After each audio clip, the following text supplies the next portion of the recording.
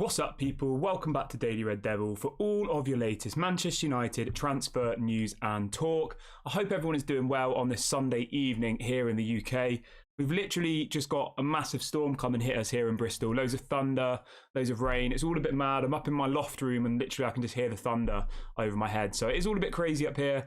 Hope everyone's doing well wherever you are in the world. I hope everyone is having a good weekend. Let's jump straight into the show though. We've got a really big show for you tonight, guys. Lots and lots to get into. We got some updates on the Onana situation. We're going to be talking about Harry Maguire a little bit and about the captaincy. We're going to be talking about a potential new centre-back that might be coming into Manchester United, which I think is quite interesting, especially as we've had the news about Harry Maguire today. So we will talk about this new centre-back, which we've been linked to today. We will also be talking about a link to Mousa Diaby, which I think is... I think it's quite an interesting one, but we will jump into that. We've got a couple of other stories of ingoings, outgoings, Amad Diallo, Fred. We've got a bit of news on Harry Kane, bit of news on a potential link to Serginho Dest of Barcelona. And we, of course, will be talking about the takeover a little bit as well. So yeah, really big show today, guys. Lots and lots to get into. Do smash a like on the video. Do get involved in the live chat. We will try and read out as many comments in the second half of the show. So yeah, do get involved, guys. Do let me know if you are watching. Right, let's start off with something positive then, shall we? Let's start off with some positivity. Okay, positivity. Here we go, guys. So we've got two stories coming in today from Fabrizio Romano saying that Manchester United are not negotiating for any other goalkeeper at the moment. There was a couple of stories appearing earlier on today saying, oh, Dean Henderson might stay at Manchester United, and oh, we're still interested in this goalkeeper from Holland, and I'm just sick of these stories where they try and throw out stuff to almost put us off the actual target. So Fabrizio Romano has come out saying Manchester United are not negotiating with any other first choice goalkeepers other than Andre Onana at this stage. Contacts did take place with 2 or 3 other candidates, but nothing is advanced. All in standby since Wednesday, as Ten Hag only wants Onana. So it's a matter of time, guys. It's a matter of when, if not if, as I always say. Another report says that it will be announced within 72 hours. So I do think we'll get the here we go on Onana, hopefully by Monday or Tuesday. So yeah, as soon as we get that video, we will, of course, go live. We did, of course, go live earlier on today with the big breaking news that Manchester United will be removing Harry Maguire as the club captain. I did talk about that a lot on that video, but we will touch on that in this one as well. So do let me know how you're feeling about the captain situation at Manchester United. Who would you like to be the captain next season? Of course, I'll give my opinion, but yeah, do let me know in the chat who you think should be the captain for Manchester United next year. Right, so we will talk about that a little bit later, but let's move on to the next story. We got a bit of news on outgoings. I know outgoings are something that a lot of you guys ask me. What's going on with Fred? What's going on with McTominay? When are we selling Maguire? Etc, etc. So we have had a story coming out from Fabrizio Romano earlier on today saying the following. Fred has now picked new agents. He could leave as Fulham will bid for Fred in the coming days, but also Saudi clubs want him. Playing a more important role is key now for his future. And it goes on to say that Fulham will make an offer for Fred. Saudi clubs are also interested. The Brazilian has changed agents and is thinking about his future as he wants to have a bigger role. So it does look like, as we spoke about a few days ago, it does look like an offer for Fred is going to come in from Fulham hopefully in the next couple of days. But as Fabrizio says, Saudi Arabian clubs are also circling for Fred's signature. So we will have a few options for Fred, I think, and I do think we'll get a good amount of money for him. I think we'll get around 15 to 20 million, which I think is fair. He's got 1 year left on his contract. You know, he is about 30 years of age. He's probably at his peak, I guess, now. He's not going to get any better, is what I'm trying to get at. He's not going to improve any more than now. So I do think that Fred, you know, going to a Fulham, I think that's a great move for him. You saw Andre Onana go there. Andreas Pereira went to Fulham, didn't he, last summer? And he's done really well for them. So I hope Fred gets his move. I do quite like Fred. I don't think he's very good, but I think he's all right. You know what I mean? He's one of those players that sometimes is okay and sometimes is kind of average. But yeah, I think it's the right decision for him. Fred moving to Fulham, I think that would be a really good move for him. So let's hope for Fred that he gets his move and he gets first team football, because I do think at Fulham he would do well. That is his level, in my opinion. He was never worth the 50-60 million pounds we paid for him.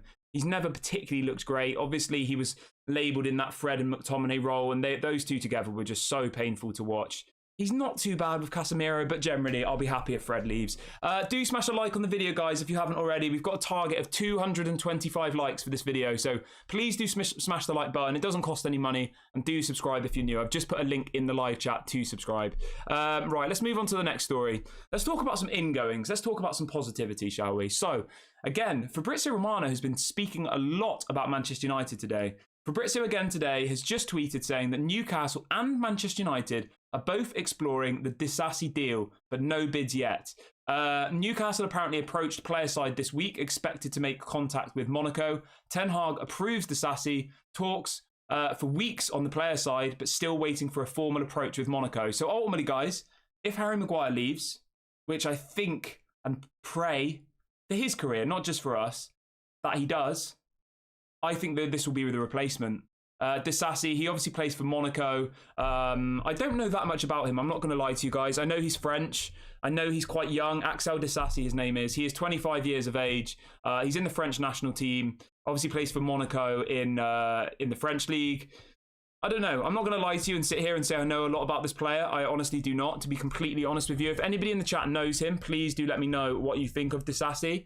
I mean, at the end of the day, he's not going to be a first choice player. He's not. He's going to be a backup. I think he'll even be behind Lindelof.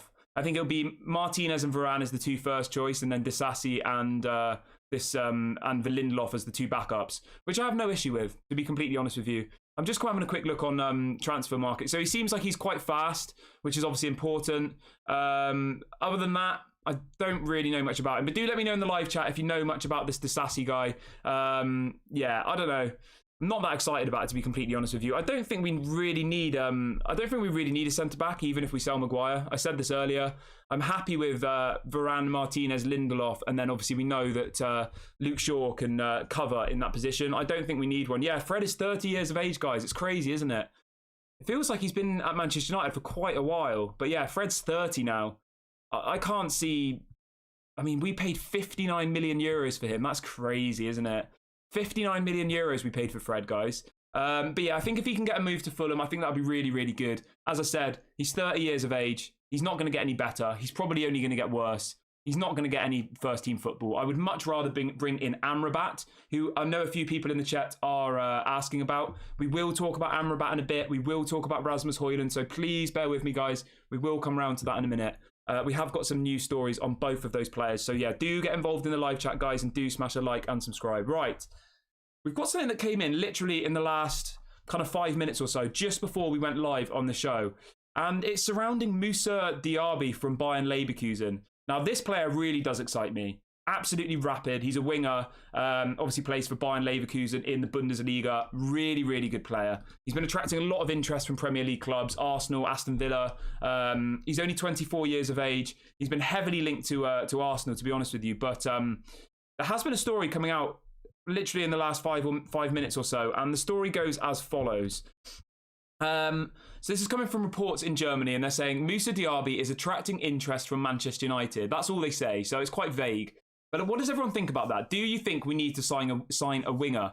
Obviously, we did speak about this yesterday. I think yesterday's video was Manchester United want 2 strikers, okay? So Samuel Luckhurst, Manchester Evening News, he's very, very close to Manchester United. He gets all of his information from the club, okay? He is the Manchester United representative for the Manchester Evening News, Samuel Luckhurst, okay? And he came out yesterday saying that he believed, or he'd been told, whatever it might be, that Manchester United want 2 strikers this summer. They want one out-and-out number 9, so that's obviously Rasmus Højlund. And then they wanted another attacker who could play across all of the front 3 positions. So on the wing, left wing, right wing, and striker. Mousa Diaby ticks that box. He can obviously play left wing, right wing, and I think he has played as a striker in a couple of games. It's not his preferred position, but he can do it. But I'm not going to lie to you guys. If we got Mousa Diaby, I think that'd be an absolutely incredible signing. I really, really do. He's a really exciting player. As I said, 24 years of age. He's French. He's in the national team as well. Bayern Leverkusen bought him from PSG, funnily enough, about 4 years ago for around 15 million euros. So they didn't pay that much money for him. He's improved year on year. He's got better and better. I'm just having a look at his stats for last season. So last season in the Bundesliga, he got 18 goals and assists in 33 games. I mean, that's pretty good. Yeah, his primary position is right wing. So I mean, I don't know. I don't really get this one. I think if Sancho leaves, then obviously, yeah, bring in another attacking player. But if Sancho's to stay, then I don't really see the point in bringing in this Mousa Diaby guy, because he's going to cost a lot of money, and it doesn't really make too much sense to me personally. But let me know what you think about Mousa Diaby. Obviously, this is very, very early links to him. It's not, that we're making a bid or anything. It's very, very early days. But yeah, I'm excited about it. It's an exciting player. He'll probably end up at Arsenal, but it is somebody that I like, and I probably would be happy with at Manchester United. So let me know how you feel about that one, Mousa Diaby. Let me know if you would like to see him at Manchester United. Let's move on to the next story, though. What does everybody think about the setup at the moment, by the way? I've kind of revamped it a bit. It's a little bit less bright and a little bit more red. So let me know in the live chat what you think about the current backdrop and if you like it. I think it's looking the best it's ever had, to be honest with you guys. But do let me know what you are thinking, because I would love you guys' feedback on how, the viewing experience is for you guys.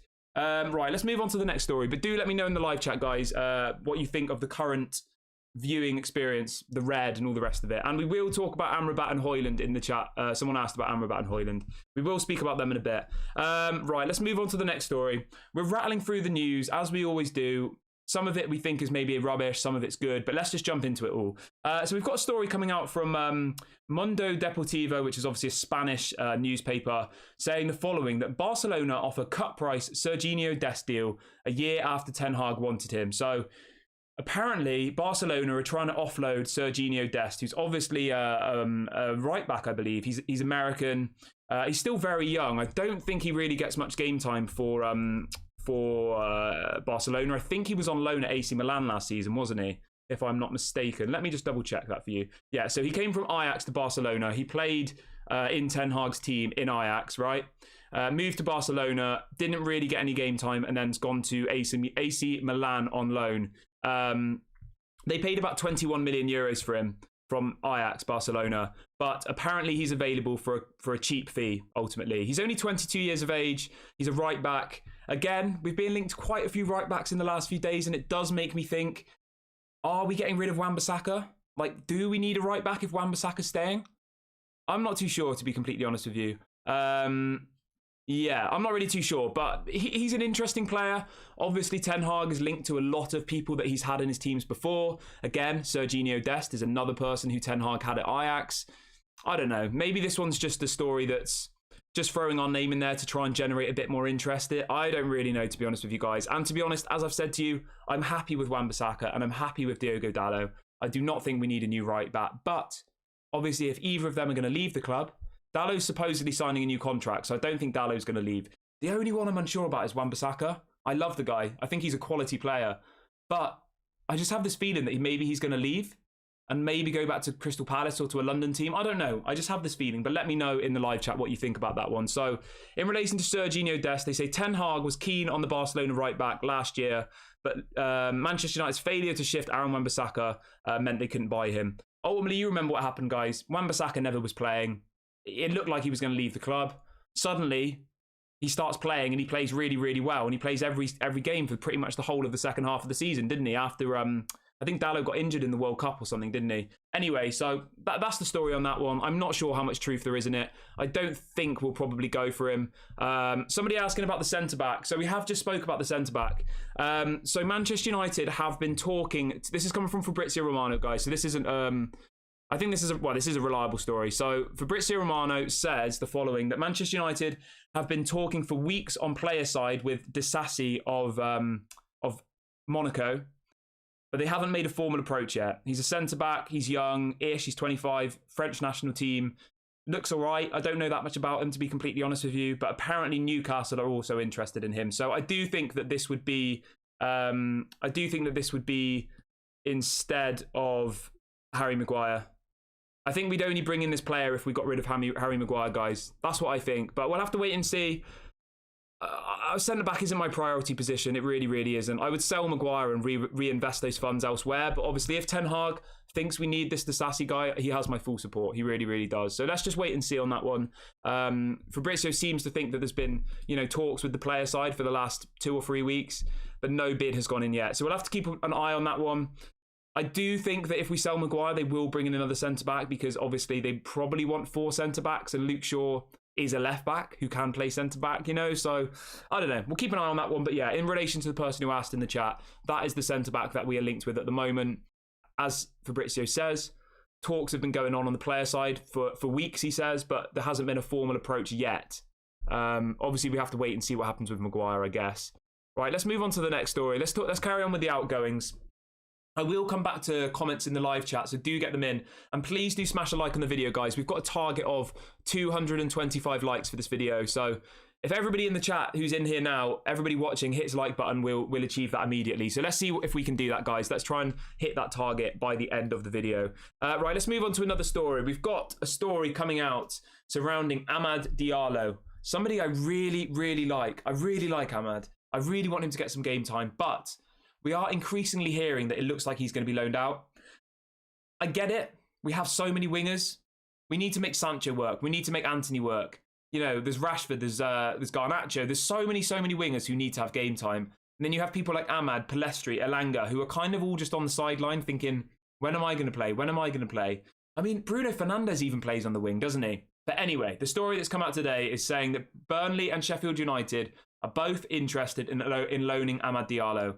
I mean, I think a move to Burnley would be good. Obviously, in the Premier League, I think that would be a really, really good move. Sheffield United. I guess Sheffield could work as well. Yeah, I don't know. What does everyone think about that? Would you keep Amad next season? Obviously, both teams are in the Premier League, so Sheffield United or Burnley, a Premier League loan move, I think that would be good for him. Obviously, we'll have to keep an eye on that one. I would love to see him getting some game time next season. I really, really would. I do like Amad Diallo. I think he's a good player. I think he's done really, really well for Sunderland. And I think he deserves a chance. But I do understand that he probably isn't going to get a chance, is he? So I think a loan move to Burnley or to what was the other team I said? To Burnley or to Sheffield United. I think that would be a good move for him. So I would be happy for Amad. He's still very, very young, guys. You've got to remember that. I think we bought him when he was about 17 or 18, didn't we? He's only 20 years of age, and he's been at the club for maybe 2 or 3 years now, I think. Right, he moved from Atalanta in... have a quick look. He moved from Atalanta in 2021. So, yeah, we've had him for over 2.5 years now. We paid...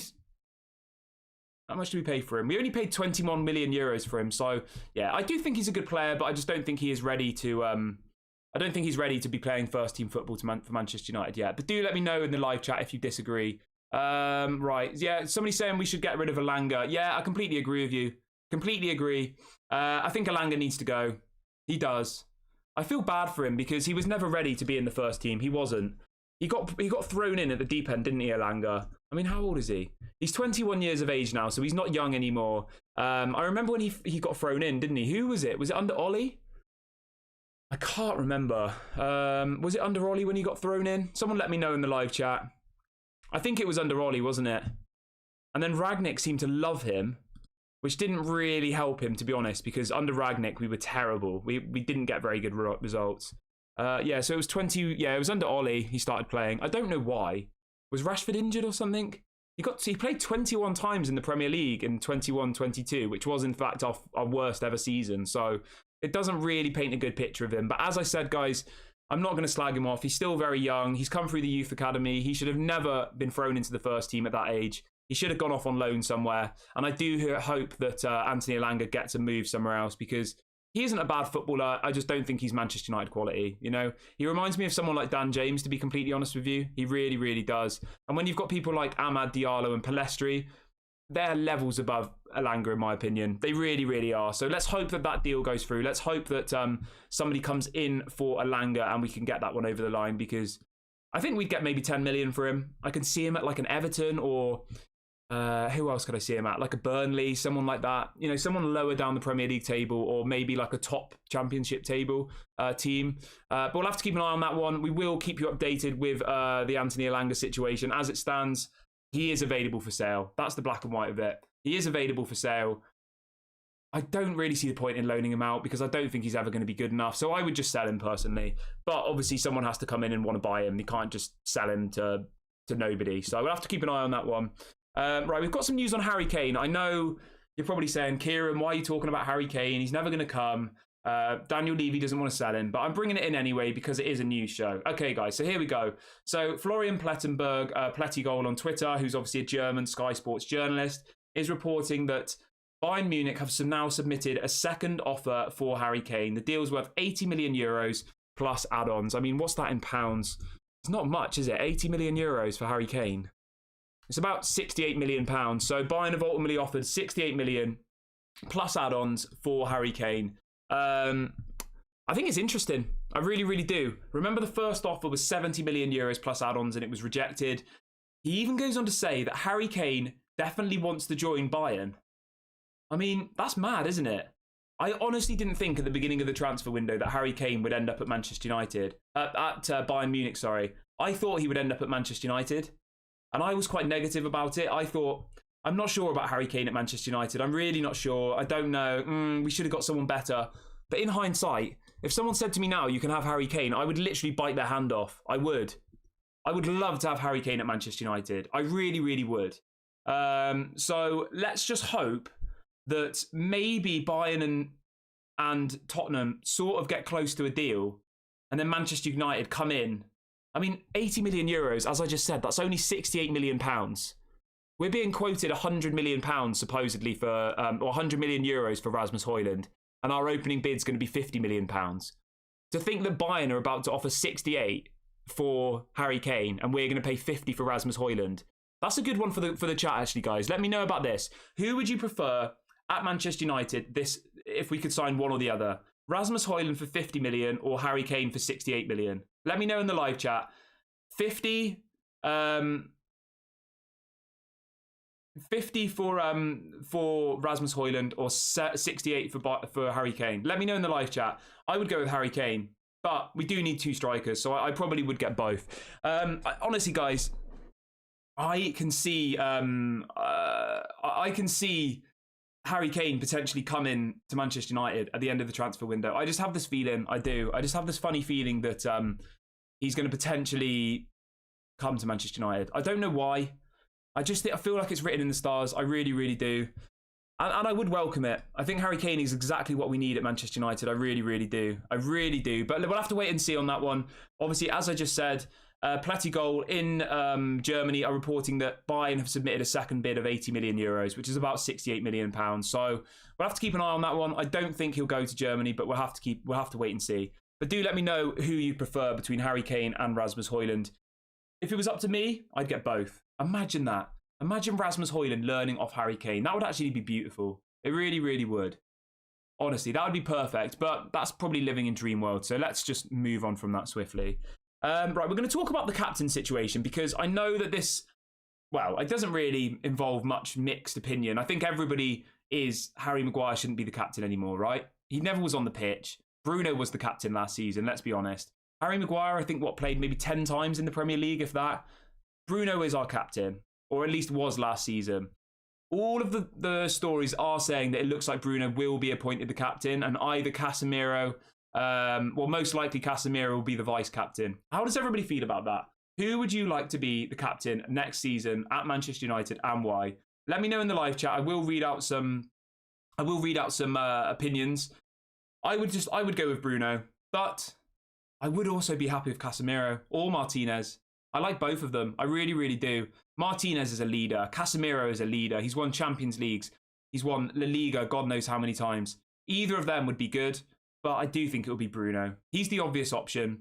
He's obviously very well liked in the team. He's been a captain already. Some people think he's petulant and don't like that, but I don't know. It doesn't really bother me that much, to be completely honest with you. It doesn't. I think he works so hard for the team. He does, Bruno Fernandes. He works so hard. I think to be like, oh, you're petulant, I think it's a little bit of a basic answer. He's passionate. He tries his best every single game. Yeah, so I would be Bruno. Let's have a read of a few more comments and see what people says. Where have we got the comments? So someone saying Casemiro, Martinez, Varane. What else have we got? It's kind of mixed opinions. Someone saying Bruno. Yeah, I mean, at the end of the day, guys, for me, as long as it's not Harry Maguire, I think that's fine. I mean, if Harry Maguire wants to sit on the bench and not play football, then that's completely up to him. okay?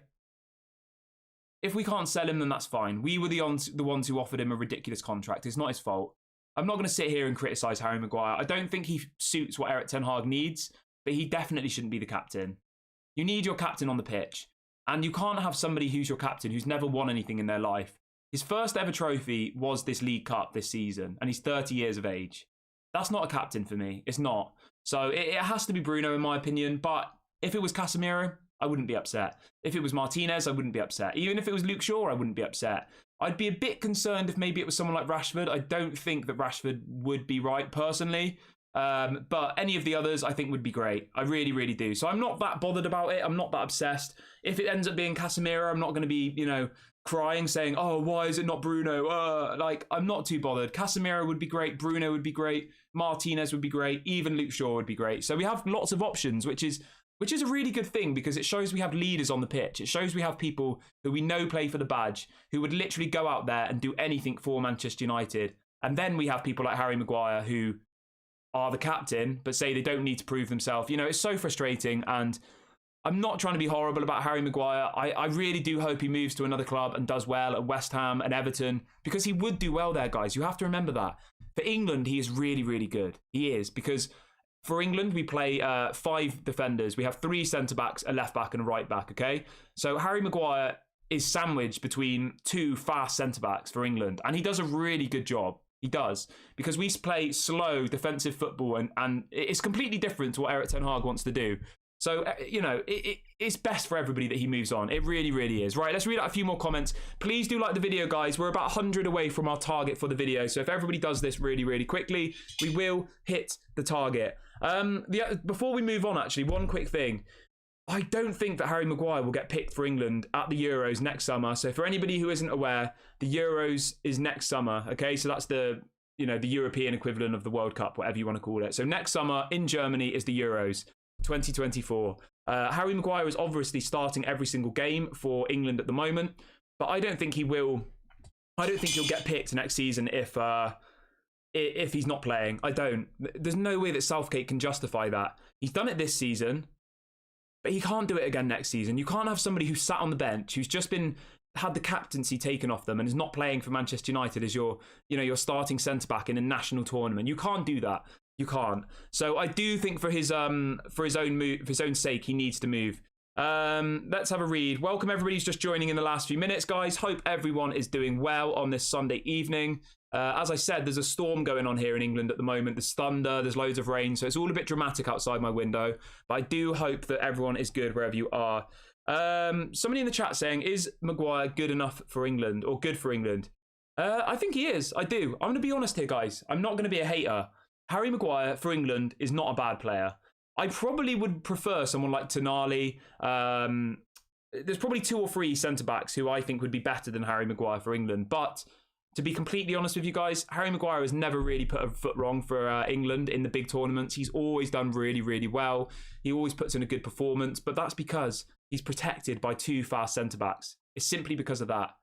It's a completely different style of play. It's slow. It's defensive. Gareth Southgate's football is so boring. So boring. And that's why I don't really like England, to be honest, because it just doesn't fill me with any excitement, and I want to be excited by football. And I'm not like a massively patriotic guy, to be completely honest with you. I'm not like somebody who has an England flag outside my house. I don't want to say I'm not proud to be British, but I'm not like, you know what I mean? I'm not that bothered about international football. Not the same way that I am about Manchester United. I love Manchester United.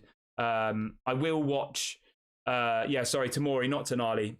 My brain's going at 1,000,000 miles an hour. I will watch international football and I will watch the World Cup, but I'm not like somebody who goes out to every game with the shirt on and goes to the pub and watches it. I'll watch it at home. I'm not that bothered.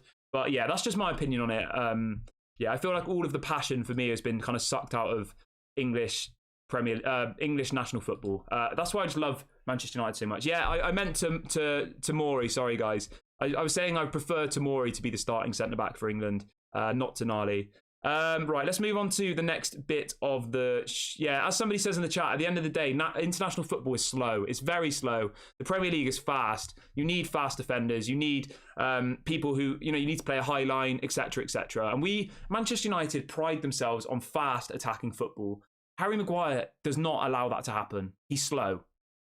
He doesn't tick the box of a team that want to play fast attacking football, because as soon as you commit players forward and the enemy get in behind us, we're done for. There's no way Harry Maguire's getting to the ball. But I just want to throw a spanner in the works here, actually, guys. Let me just throw this into the chat, okay? Answer me this. We used to get in big trouble before because Harry Maguire would be out of position and then he's slow and he couldn't get back.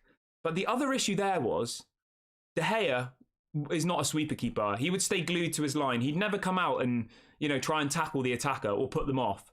Whereas Onana, I reckon if someone's one-on-one and they went past Harry Maguire, he would go out there and, take them out or whatever. So maybe it could work. Maybe Harry Maguire with Onana as the goalkeeper might work. But De Gea and Maguire together was a recipe for disaster. Harry Maguire was slow. A striker would get in behind him. De Gea was glued to his line and they'd score. That would happen so much, wouldn't it? So, yeah. Anyway, I just want to throw that in there. Right, let's read a few more comments. Do get your comments in, guys. I will read some out in a minute. Lots of people saying the weather's lovely where you are. Well, guys, I'm really, really happy for you, but we've got a storm here where I am. So, yeah, I'm not really sure what is going on. I can just hear thunder crashing outside my window. But I'm safe. I'm inside. So, yeah, it's all good. Right, let's move on to the next story. So, there's a story coming out this afternoon. So, it's coming from Manchester Evening News. They've reposted it, saying that Tottenham have reportedly inquired about Jadon Sancho's availability. Tottenham have contacted United in an attempt to discover whether Sancho is actually for sale this summer. We have heard this story a few times, haven't we, guys, that Tottenham are interested in Jadon Sancho. I think it would be a great move for Sancho. I've said this on multiple videos, guys. Sancho's 23 years of age. He's clearly a talented player. I would be sad if we sold him. But if a big bid came in, I'm talking 50, 60 million pounds, I think it would make sense. But I would just as happily loan him out because he's only 23. He's nowhere near his prime. Players' primes are what, 26 to 30?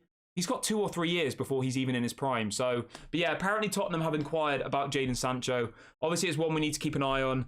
It maybe does spice up the Harry Kane thing. If Harry Kane, if they want Jadon Sancho and we wanted Harry Kane, maybe there's a deal to be done. I don't know. We'll keep an eye on that one. But I did want to bring it into the show. And do let me know what you guys think about Jadon Sancho. Let me know in the chat whether you'd keep, loan or sell. Let me know. Me personally, I would loan out Jadon Sancho this season. I'd loan him out to Dortmund if they genuinely want him. I'd make sure that they were paying at least half of his 350 grand a week wages. Loan him out to Dortmund. Hopefully he goes there. He finds his love for football again. And he comes back either and smashes it for Manchester United, or his stock price goes up and then we could sell him for more money. Because at the moment, I honestly think we'd be lucky to get 50 million for Sancho at this point. But I mean, Tottenham, maybe they might pay it. Tottenham have had a bit of a history of overplaying for players. Yeah, let's have a look. So somebody's saying Sancho needs to go. Somebody's asking about Jurrien Timber. Unfortunately for you, Jurrien Timber has pretty much all but moved to Arsenal. So we will not be getting Jurrien Timber.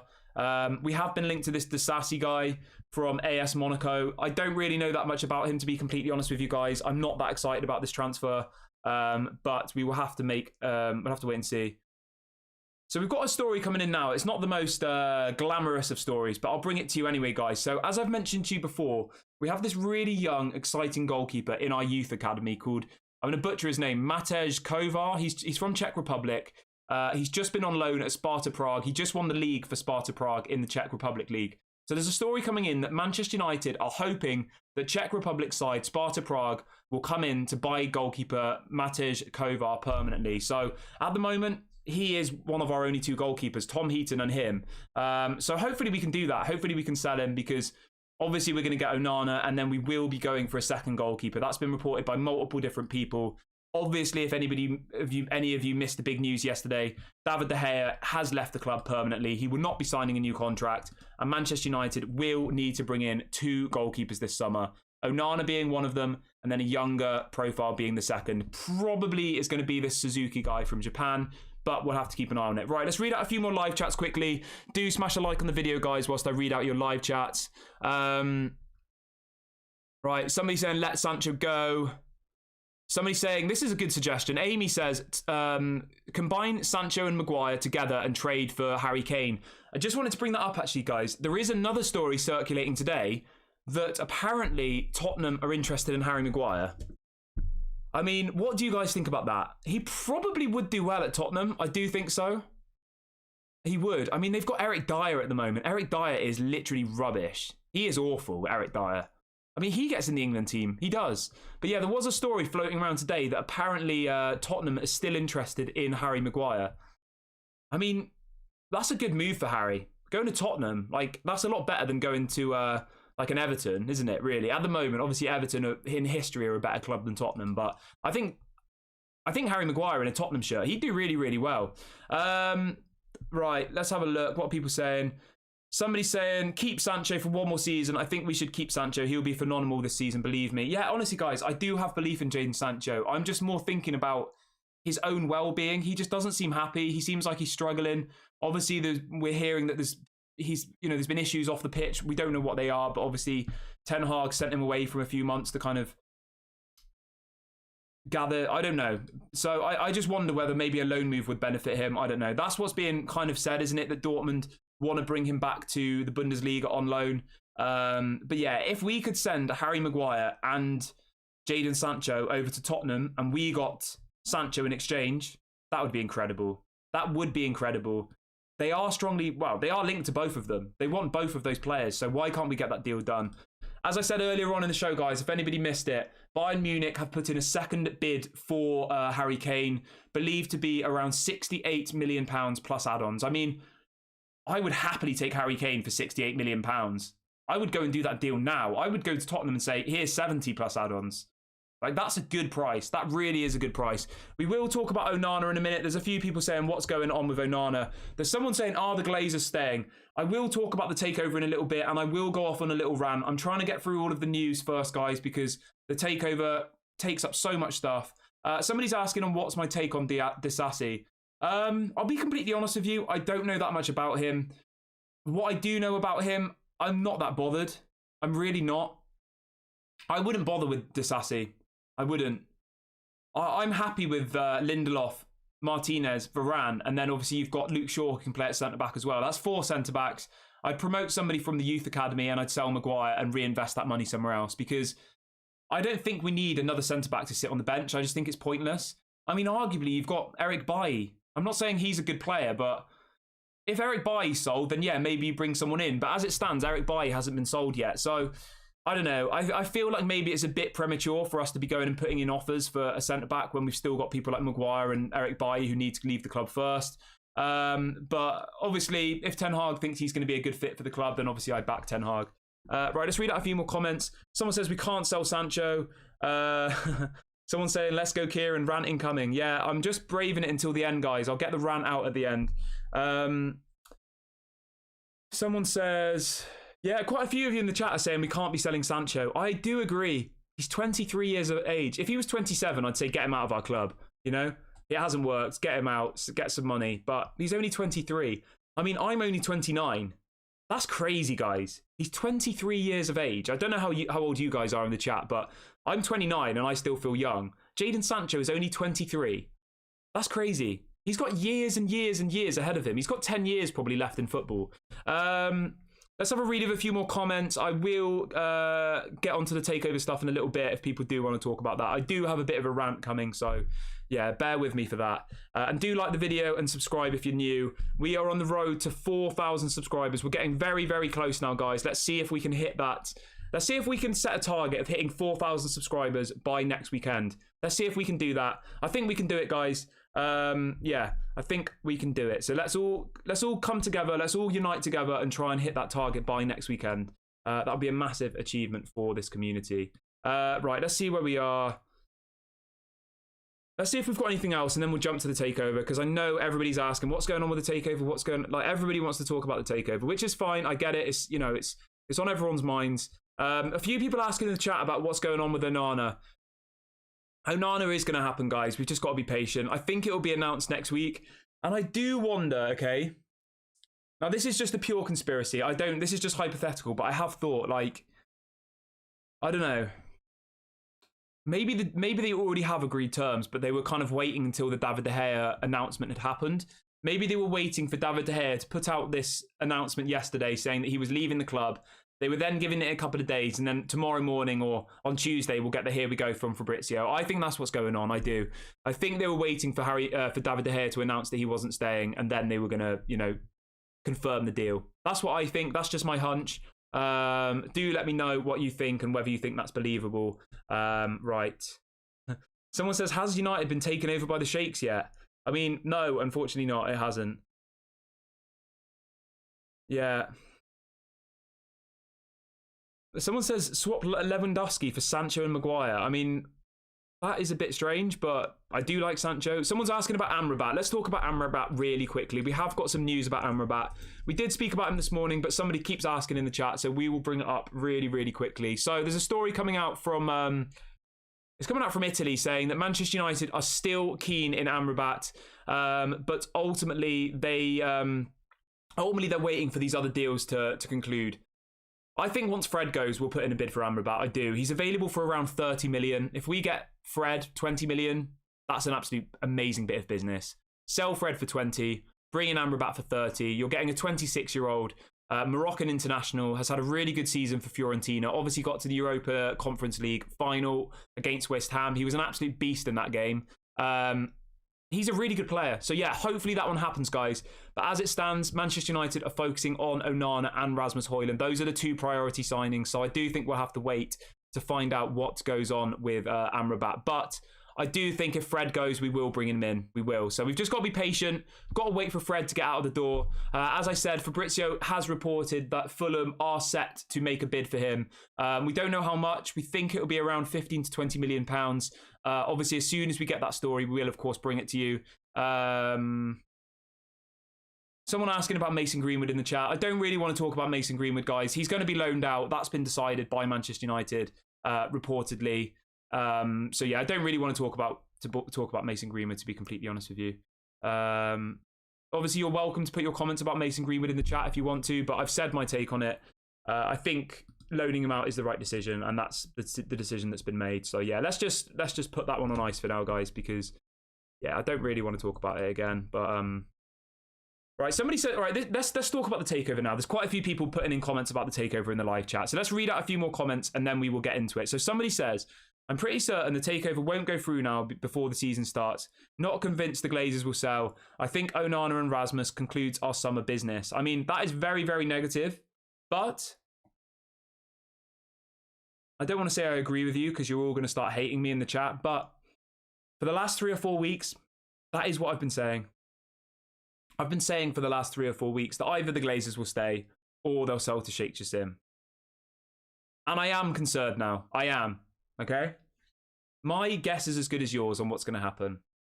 I think if they sell, it will be to Sheikh Jassim. I would put money on that. I don't gamble, but I would put money on that. That if they were to sell, they would sell to Sheikh Jassim now. Okay? We've spoke about why. The complexity of the Sir Jim Ratcliffe bid is too complex. The shareholders aren't happy, you know, the Glazers remain, he doesn't have the money for the stadium, blah, blah, blah. There's so many reasons why Sir Jim Ratcliffe, in my opinion's bid is just not going to happen. I do think that if they sell, it will be to Sheikh Jassim. If they stay, then they stay. But I don't know, guys. My guess is completely as good as yours at this point. All of the press we've seen over the last kind of 2 or 3 weeks has said, Qatar are leading the race, Qatar this, Qatar that, they're ready, they've done the, you know, they've done all the paperwork, blah, blah, blah. But the one thing I want you guys to remember here, okay? When there's all these stories saying that Qatar are leading the race, Sheikh Jassim's going to get the club, etc., etc., he's leading the race against Sir Jim Ratcliffe. That's the fact. We don't know whether they're leading the race against the Glazers staying, because that's never how the report is kind of worded. It's always that he's leading the race against Sir Jim Ratcliffe. Does that make sense?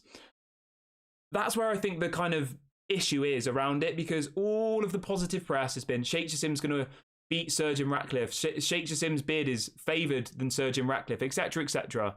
But they're never really comparing, is Sheikh Jassim leading the race against the Glazers staying? Anyway, let's read out a few more comments. Let me know what you think about that. Let me know how everyone is feeling. And everyone, please just quickly smash a like on the video and we can easily hit our target for this stream. 225 likes is the target. We can easily do that, guys.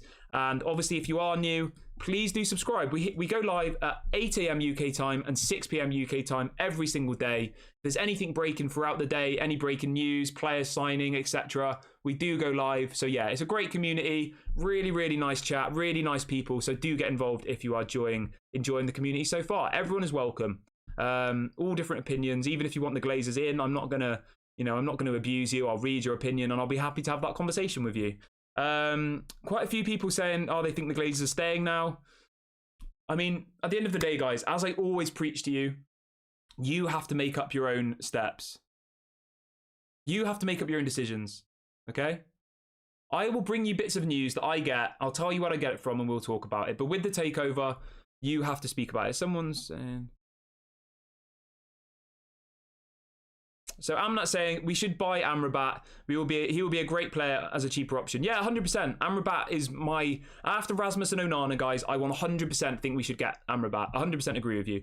Right, we've got another comment. The Glazers now, Qatar have unlimited funds and will hang on us for as long as it takes for Qatar to hit the magic number they want. Yeah, I do agree with that. I do. So let me just be clear with you here, guys, all right? Let me just be clear with you. I honestly think that the Glazers staying is better than them selling 50% to Sir Jim Ratcliffe, because that still opens the door to Sheikh Jassim coming back in. If they sell to Sir Jim Ratcliffe, I don't want to say we're doomed because that's pretty dramatic, but in my opinion, we are doomed. We'll never see one person own Manchester United ever again. So almost in some ways, if the Glazers do decide that they want to, wait, that's almost better. Well, it is better in my opinion than selling to Sir Jim Ratcliffe, because that still opens the door to Sheikh Jassim to come back in and say, okay, you're going to stay, here's another billion. And then they might sell.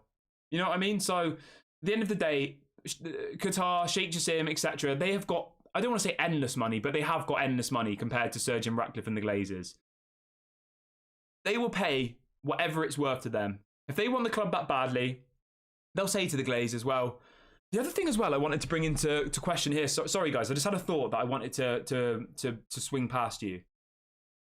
Do you think that potentially in the deal there could be some sort of incentives? Because ultimately, the only reason why the Glazers want to stay is because they think that if a TV license deal comes in, if Super League comes in, that Manchester United could be worth 10 billion in 5 years, right? I mean, I don't know the answer to this, so I'm asking you. But say that Sheikh Jassim says, here's 6 billion up front, right? And if Manchester United, if a new TV deal comes in, blah, blah, blah, if we start hitting really big revenue and the club's worth 10 billion in 10 years, I'll give you an extra billion, or I'll give you an extra 2 billion.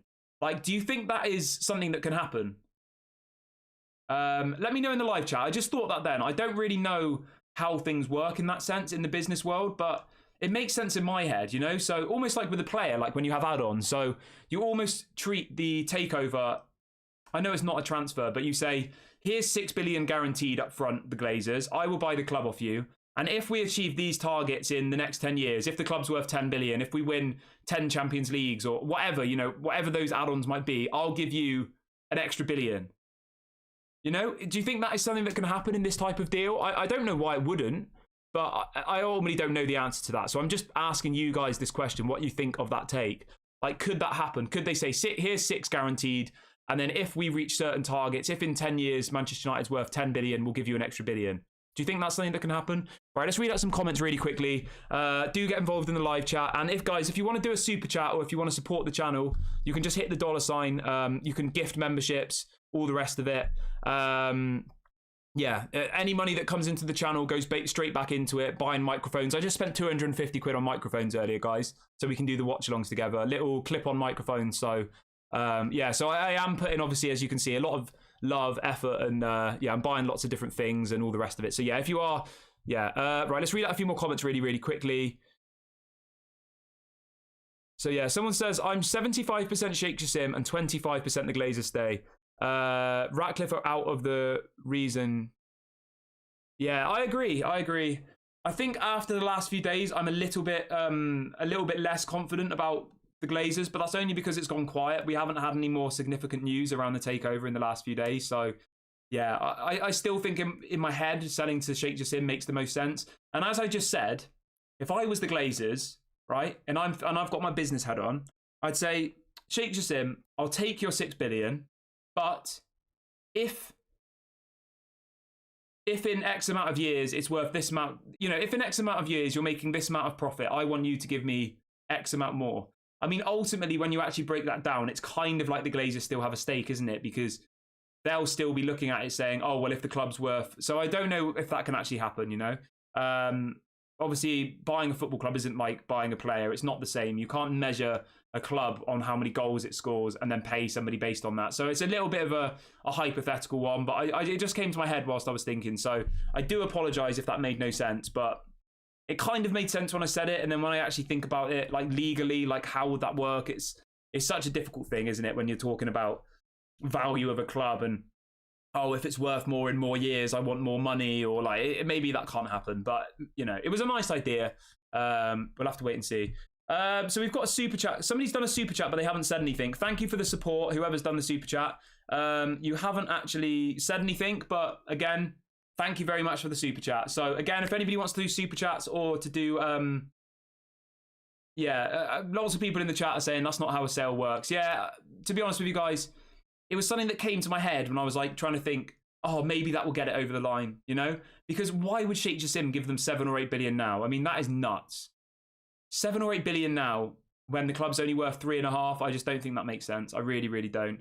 As somebody says in the chat, so Barry White's asking, aren't the shareholders ready for suing if the Glazers don't sell? So the shareholders have only threatened legal action if the Glazers sell to Sir Jim Ratcliffe. They can't sue them if they stay. They can't.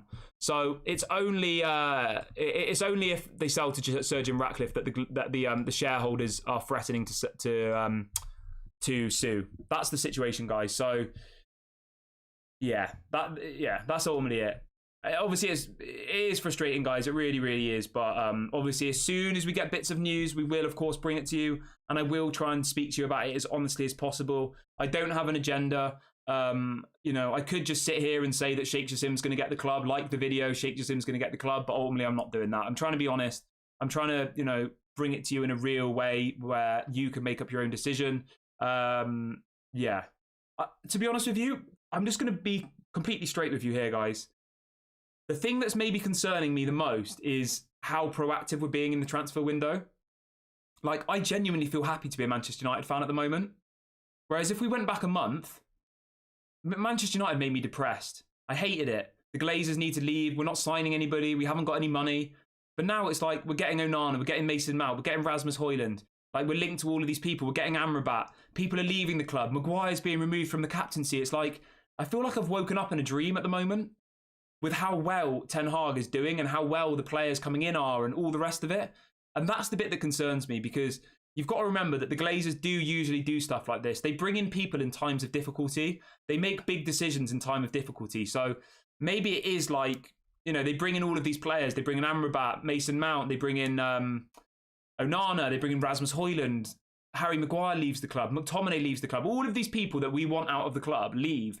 And they bring in a load of new players. And we're all like, well, they hope we're all like, oh, maybe it's going to be all right now. That's the bit that's concerning me the most, I think.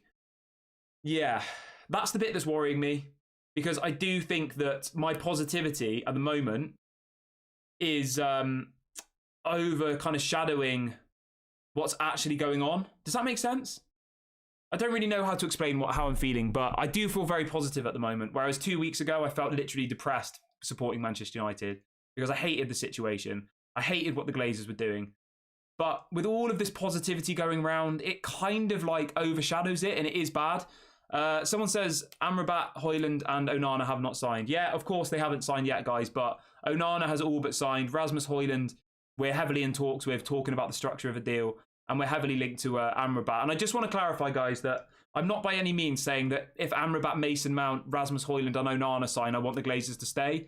Regardless of what happens, even if we sell Mbappe, if we sign Messi, if we sign all of these people, I still want the Glazers to leave, sorry.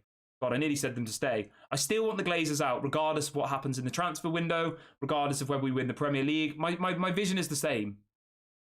They can't undo what they've already done. They can't. They cannot change the past. They cannot, unless they give back all of the dividends, they give back all of the money that they've taken from us.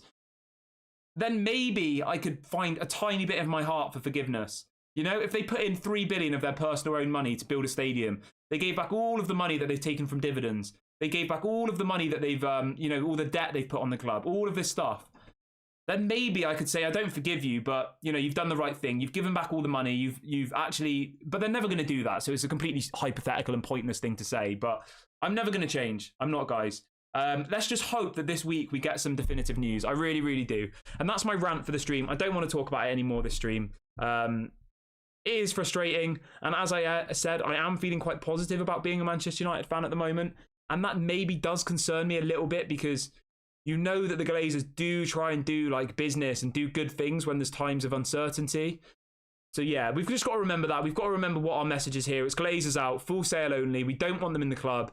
Regardless of who we sign, regardless of whether we win the Champions League, the message remains the same.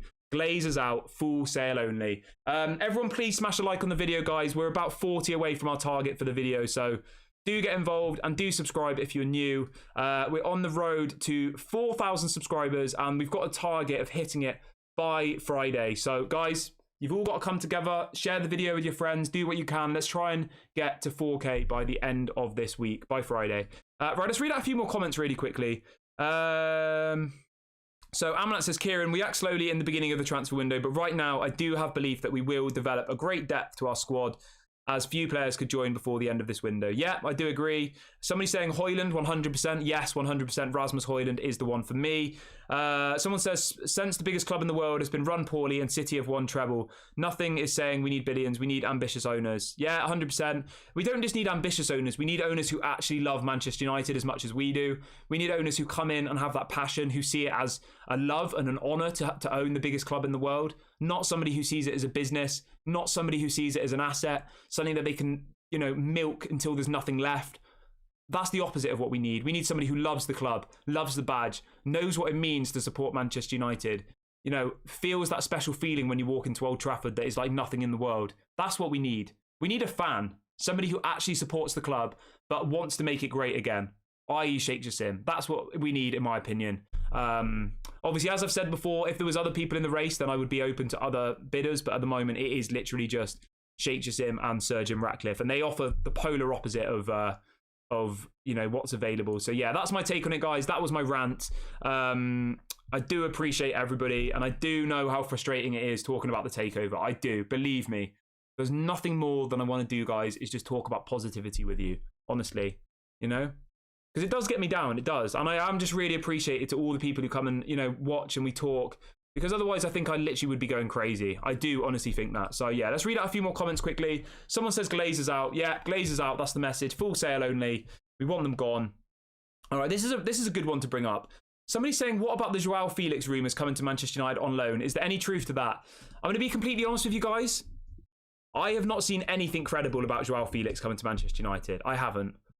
I was going to include him in the video because I know that would have... Like, I'm going to be transparent with you here, guys, right? If I had put Joao Felix in the thumbnail, it probably would have got loads of clicks and loads of people would have watched it. But I haven't seen anything that definitive about Joao Felix coming to Manchester United. I haven't. I'm having a look again now. There's nothing.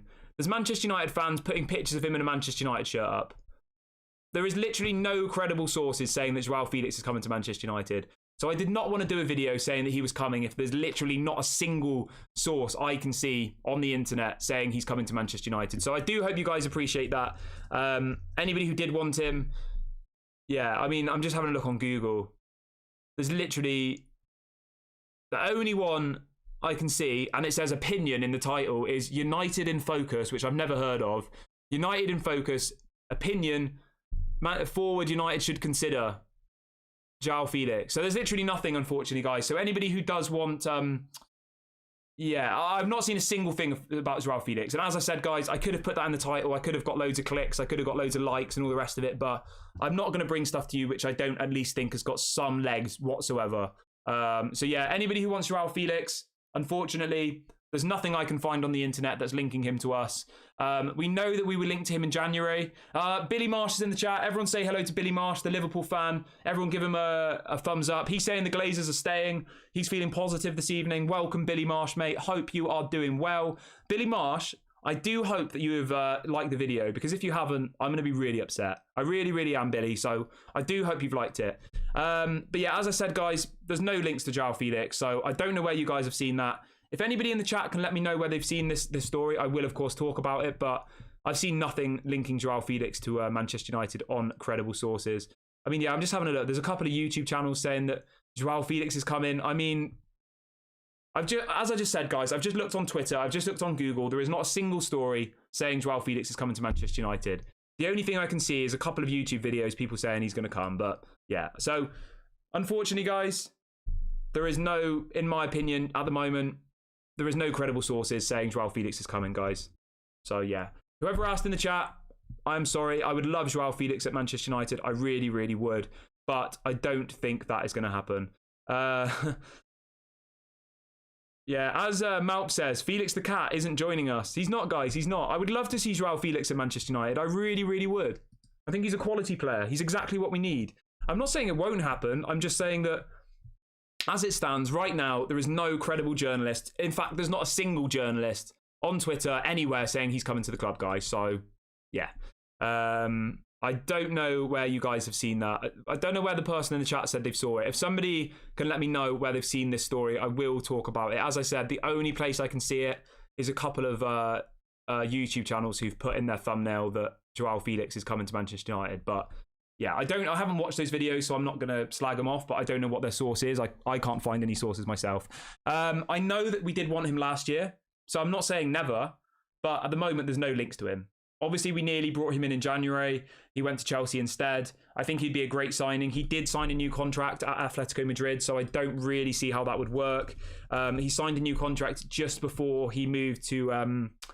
He signed a new contract just before he moved to Chelsea, guys. So he's got a contract till 2027 now. 4-year contract at Atletico Madrid. His loan move at Chelsea was okay, wasn't he? He did look good. I do like him, but I don't know. Somebody's saying it's clickbait. Yeah, it probably is. Somebody saying another YouTuber mentioned João Felix last night. I don't know. Anybody who's watched those videos of these other YouTubers, let me know where they said the source was, because I can't find it anywhere. I can't. Yeah. And obviously, I don't want to bring stuff to you guys that I don't think is at least got some legs, because I do think that's a bit, yeah, I don't know. But yeah, if somebody lets me know in the live chat what these other people said, where they got the sources from, I will of course talk about it. But yeah, I would like him at the club. Right, let's read out a few more. Billy Marsh is still here. What's Billy Marsh saying? Billy Marsh says he's part of this family now, guys. I mean, how beautiful is that? Let me just throw back, okay? So we had Liverpool fan Billy Marsh come in the chat. He tried to banter us. I bantered him back. He then got a bit upset and left. But he's back. Billy Marsh just said he now feels a part of this family now. I mean, that's beautiful. You're going to bring me to tears, Billy. Honestly, Billy Marsh is now a part of the Daily Red Devil family. That is absolutely beautiful, guys. It really, really is. We've put our differences aside. Yeah, that's great. That really is great. Let's have a look. We're going to wrap the video up here, guys. We're getting to the end of the video. It's been 1 hour. Please do like the video on your way out. It costs no money. And please do subscribe if you're new. We will be back at 8 a.m. UK time tomorrow morning for another 1 hour show, interactive, more of the good stuff. Hopefully our good friend Billy Marsh, the Liverpool fan, will be here tomorrow. Lots of love to everybody. I hope you have a lovely evening or day wherever you are in the world.